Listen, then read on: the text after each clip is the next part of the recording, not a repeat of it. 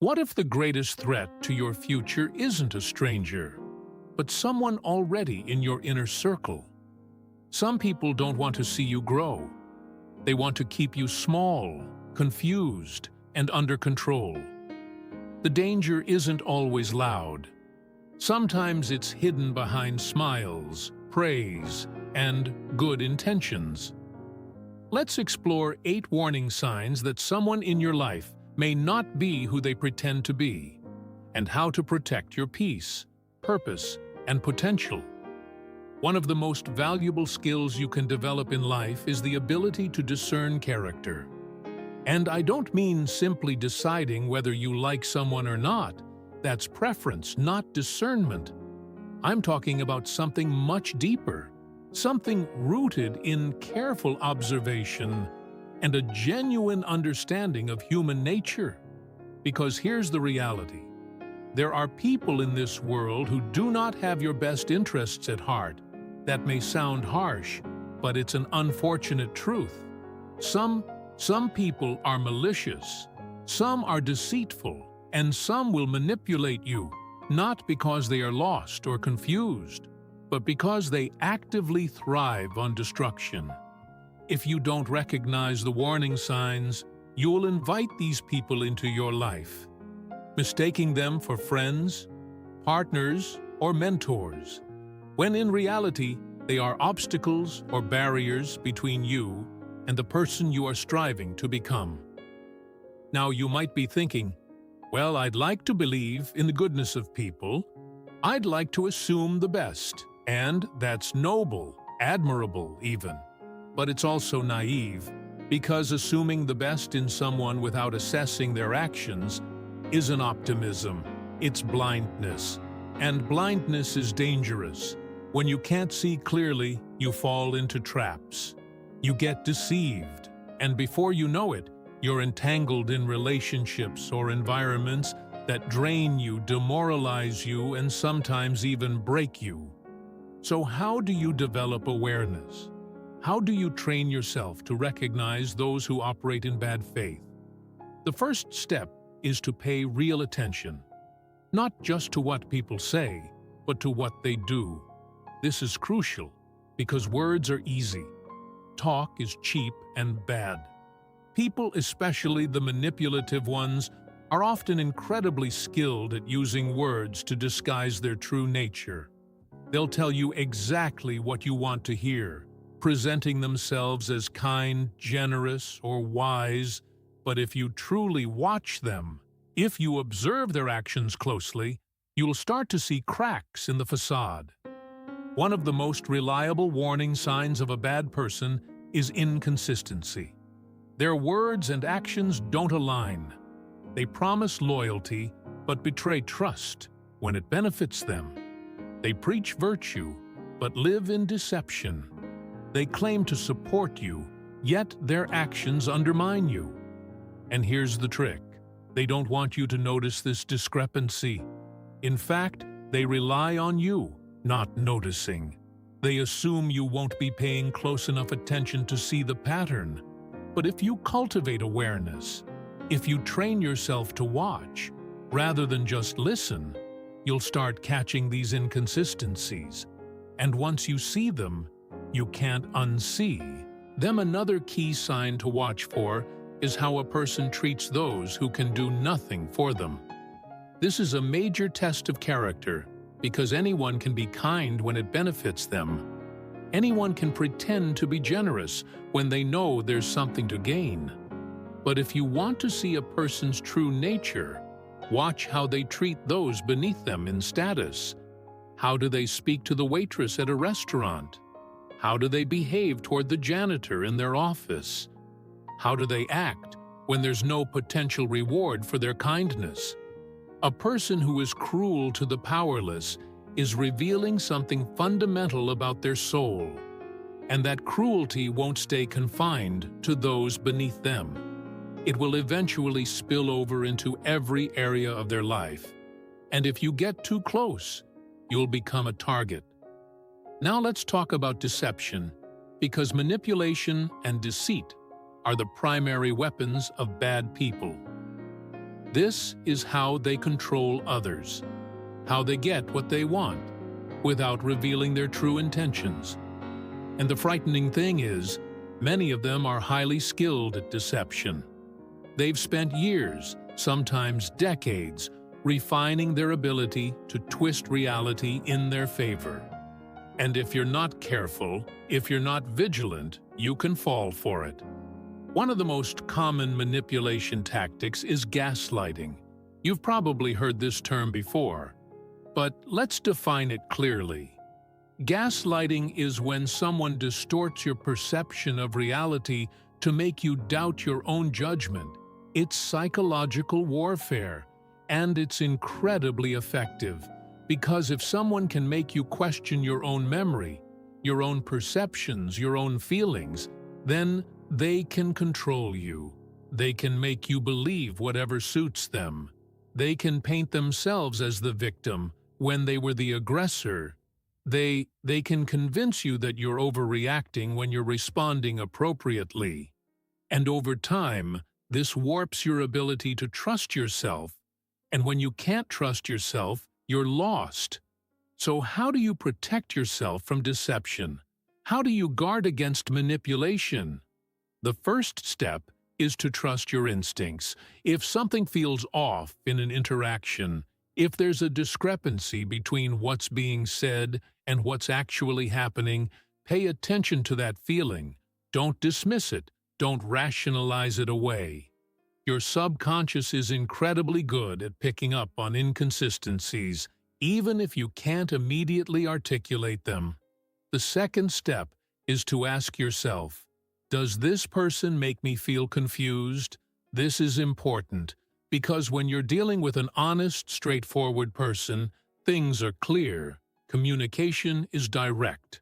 You know where you stand. But when you're dealing with a manipulator, there's always a lingering fog of confusion. One moment, they're warm and affectionate. The next, they're cold and distant. One moment, they praise you. The next, they tear you down. And you start to wonder, am I the problem? Am I imagining things? No, you're not. That confusion is intentional. It's a tactic. And if you find yourself in a relationship, whether personal or professional, where you're constantly second-guessing reality, that's a major red flag. The third step is to observe how a person reacts when confronted with the truth. This is a critical test, because good, decent, honest people can acknowledge when they've made a mistake. They can admit when they're wrong. But a manipulator, they will never admit fault. Instead, they'll deflect. They'll shift blame. They'll twist the conversation around until suddenly you're the problem. You bring up a valid concern, and instead of addressing it, they explode in anger, guilt-trip you, or make you feel like you were wrong to even bring it up. That's not normal conflict resolution. That's emotional manipulation. So what do you do when you recognize these behaviors? The answer is simple, but not easy. You distance yourself. You set boundaries. You don't engage in arguments with people who are committed to distorting reality, because you won't win.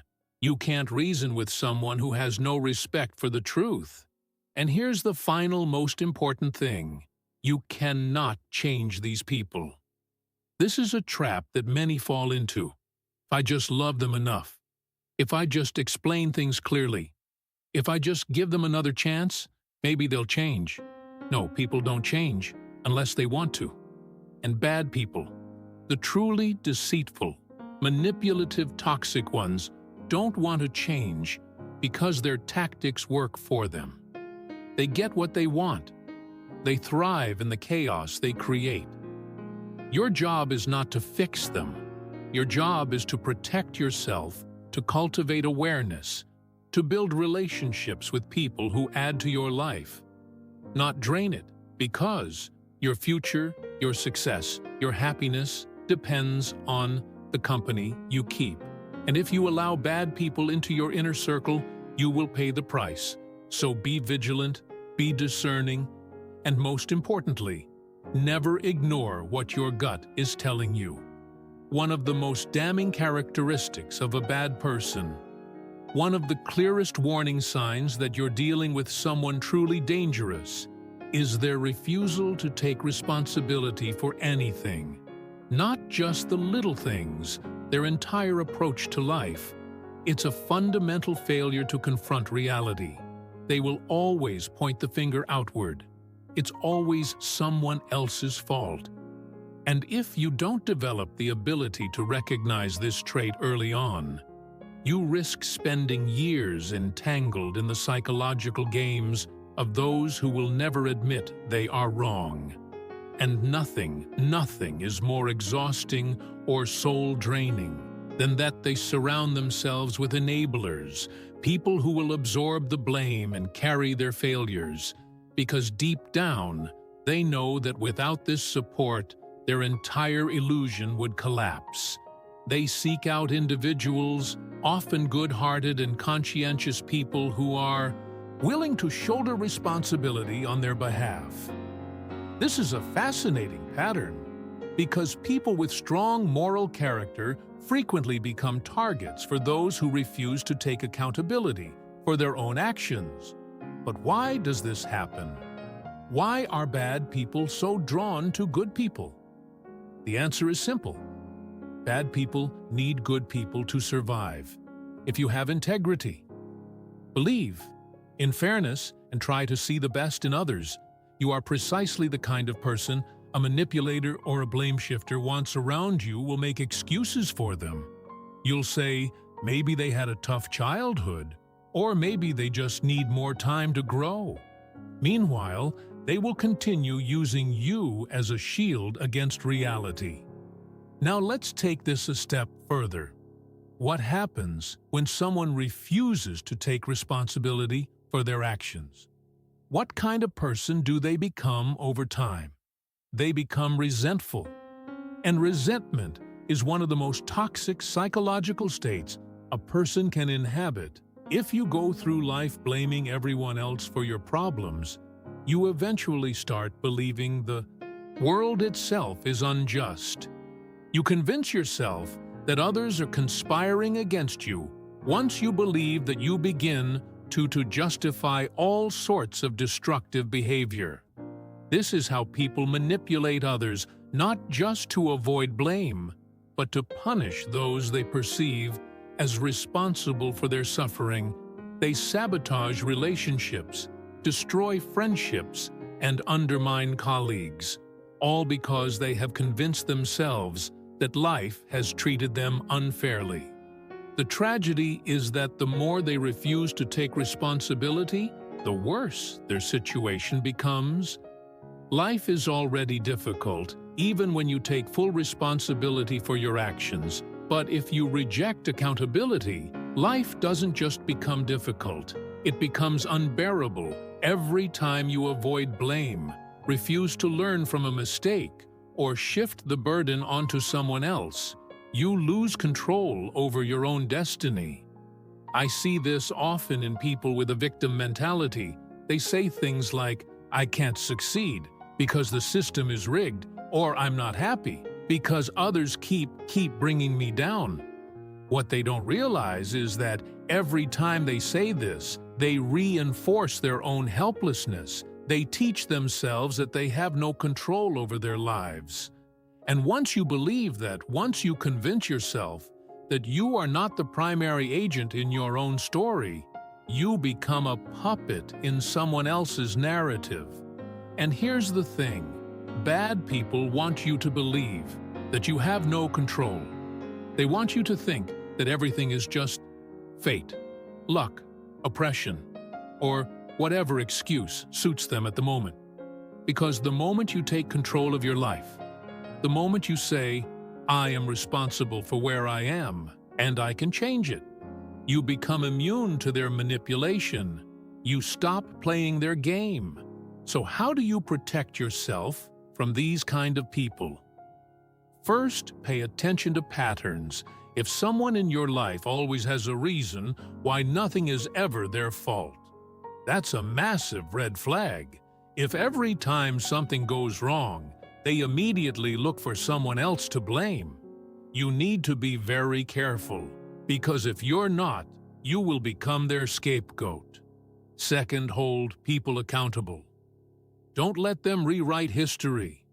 If you see someone twisting the truth, if you see them avoiding responsibility, call it out, at least in your own mind. If you don't, you will start to doubt your own perceptions, and that's exactly what they want. They want you confused, second-guessing yourself, because the more uncertain you are, the easier you are to control, and finally take full responsibility for your own life. Don't wait for permission to succeed. Don't let other people's excuses become your excuses. Because at the end of the day, the only thing worse than dealing with someone who refuses to take responsibility is becoming someone who refuses to take responsibility. And if you're not careful, if you let these people influence you for too long, that's exactly what can happen.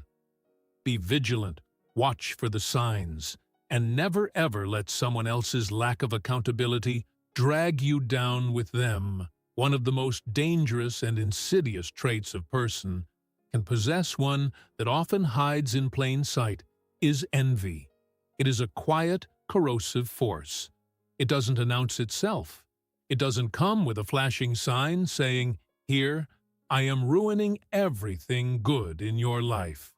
No, it festers in the background, disguised as a concerned friend, a helpful colleague, or even a loving family member. But beneath the surface, it seeks to tear you down. And here's the thing. Truly destructive individuals are full of envy. They can't stand to see you succeed. They can't stand to see you grow in their mind. Your success is a direct attack on their failures. And this is where resentment comes into play. Envy alone might just be a private, bitter emotion. But resentment, that's a weapon. That's when a person starts thinking, not only do I wish I had what you have, but I also think you don't deserve it. And if I can't have it, let's connect this to what we've already discussed. Awareness, recognizing the traits of bad people before they infiltrate your life, is crucial, and envy is one of those traits. If you don't catch it early, it can poison your relationships, your confidence, and your ability to move forward. We talked about manipulation and deception. Well, here's how envy ties in. People who are envious of your success will never admit it directly. That would require honesty. Instead, they disguise their resentment as advice or concern. You've seen this before, haven't you? You tell someone about an exciting goal or project, and instead of encouragement, they plant doubt in your mind. Oh, that's a really competitive field. Are you sure you're cut out for that? Or, most people fail when they try something like that. I just don't want to see you get disappointed.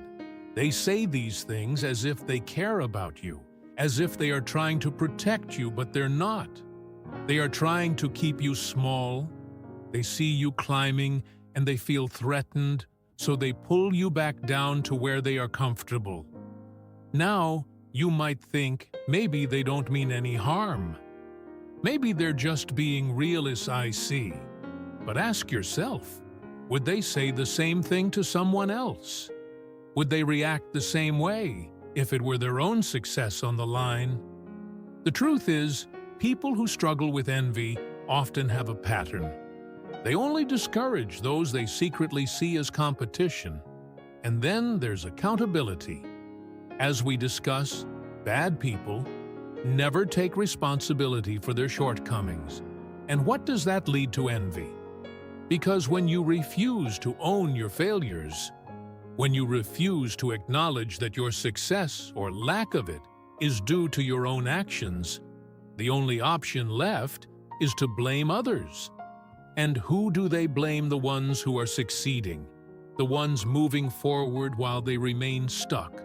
Instead of thinking, maybe I need to work harder, make better choices, push myself more. They think it's not fair. They had better opportunities. They had more luck. They don't. Does deserve it. When resentment builds, it doesn't just stay inside a person. It leaks into their actions, their words, their interactions with you. And that's where envy turns into sabotage. Sometimes it's subtle, passive-aggressive comments, dismissive attitudes, a lack of support when you need it most. Sometimes it's direct spreading rumors, trying to discredit you, working against you behind your back. And the worst part, if you're not careful, their envy can start to infect you if you let them plant seeds of doubt. You might start questioning yourself. Maybe they're right. Maybe I don't deserve this. Maybe I should hold back. Not try so hard. Not dream so big. Don't let that happen. But that's exactly what they want. They want you to shrink. Because if you do, they won't have to face their own failures. If you stay small, they can remain comfortable. Now let's flip the perspective, because there's a lesson here for you too. And this part might sting a little. Ask yourself, are you harboring envy toward others? Do you secretly resent someone else's success? If so, you need to address it immediately. Envy is poison. If you don't root it out, it will destroy you from the inside out. The right response to seeing someone succeed isn't resentment. It's learning. Instead of asking why them and not me, ask what did they do that I haven't, instead of tearing them down. Observe their habits, mindset, and work ethic. Use their success as inspiration, not as a source of bitterness. And if you find yourself surrounded by envious people, those who subtly or openly resent your progress, you have a choice to make. You either let them drag you down, or you rise above and distance yourself. There is no middle ground.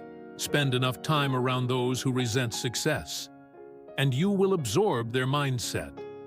That's the fastest way to sabotage your own potential. Remember what I said earlier. Bad people don't always come with the warning label. But if you pay attention, if you develop awareness, you'll start to see patterns. You'll recognize who genuinely supports you and who secretly wants to see you fail. And once you see it, you can't unsee it when you recognize envy for what it truly is, a reflection of someone else's insecurity, not a measure of your worth. You take away its power. You stop seeking validation from those who don't want you to succeed. You stop explaining yourself to people who will never understand. And most importantly, you stop feeling guilty for outgrowing those who refuse to grow themselves. Because at the end of the day, your success isn't about them. It's about you. It's about your capabilities and how far you're willing to push yourself. If someone else can't handle that, that's their problem, not yours. But don't let their resentment become your limitation. There's too much at stake, and you have too much potential to waste it trying to appease people who are never going to clap for you anyway. I'm not talking about someone who occasionally struggles to see things from another perspective. We all do that. I mean, someone who fundamentally does not care about the impact of their actions on others. Someone who, when you're suffering, either sees it as irrelevant or worse, as an opportunity. You need to recognize this. If you don't, you'll end up making excuses for them, thinking you can change them, or even worse, believing that their treatment of you is somehow deserved. Now, let's tie this back to the bigger picture.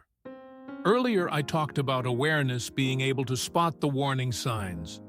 Well, this is one of the most important ones, because if you fail to recognize someone's lack of empathy, you open yourself up to immense psychological damage. People without empathy don't just accidentally hurt others, they do it systematically, without remorse, and often in ways that aren't immediately obvious. How does that work? Go back to the second key point: manipulation and deception. A person who lacks empathy is often a master manipulator. Why? Because they don't feel the moral responsibility that you do. They don't experience guilt, shame, the way decent people do if they lie to you and you catch them. They don't feel bad about it. That's a completely different psychological framework. It means they will twist reality not just to protect themselves, but to control. Have you ever had someone make you doubt your own emotions, your own reactions? You tell them, "Hey, that really hurt me." And they look at you like you're crazy, like you're the problem for even bringing it up. That's a tactic. It's designed to ensure you never stand up for yourself. Because the moment you start questioning your own feelings, your own perception of reality, you become easier to control. And if they can control your emotions, they can control your actions. Now let's move to the third key point: lack of accountability. Why do they refuse to take responsibility for their actions? Think about it. If you lack empathy, you don't actually care about the consequences of your actions on others. If you hurt someone and they tell you and you feel no internal guilt, why would you take responsibility? The answer is, instead, you'd shift the blame. You'd say, "You're just too sensitive," or "That's not what I meant," or "Why are you always so dramatic?" Do you see the pattern? This is a fundamentally dangerous way of thinking. Accountability is what allows people to grow. If you can't admit when you're wrong, you can never improve. And if you never improve, you either stagnate or, worse, descend into deeper levels of malevolence. And that's when envy and resentment take hold. That brings us to the fourth key point: envy and resentment. Why do people who lack empathy often harbor deep resentment? Because when you don't take responsibility for your own life, you blame others for your failures. And when you blame others, you begin to resent them, their success, their happiness, their ability to form real connections. That's a toxic cycle. It doesn't just destroy their own life, it poisons everyone around them and the puppet that has to respond to live. But have you ever had someone in your life who simply could not be happy for you, who whenever you accomplished something great, found a way to downplay it, or worse, made you feel guilty for it? That's resentment. That's someone who sees your progress as a personal attack. And the worst part, it's often the people closest to you, friends, family, colleagues, the ones you expect to be your biggest supporters. But here's the harsh truth.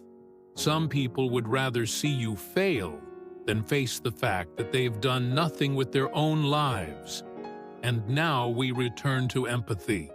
Because when someone lacks empathy, they don't just feel resentment, they act on it.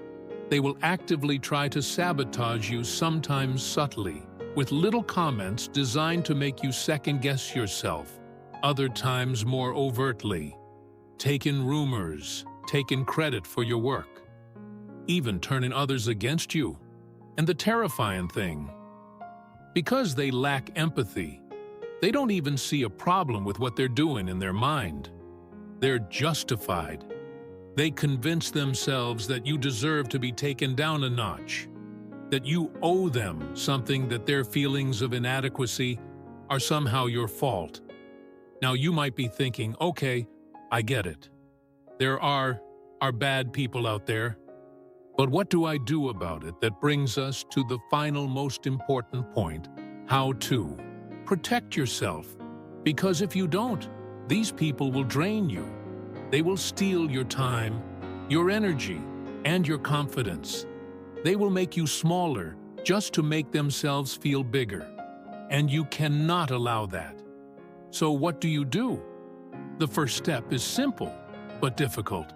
You have to be willing to walk away, not just physically, but mentally. emotionally and psychologically. Stop seeking their approval. Stop hoping they'll change. They won't, at least, not unless they choose to. And people like this rarely do. If someone shows you again and again that they lack empathy, that they refuse accountability, that they resent your success, believe them.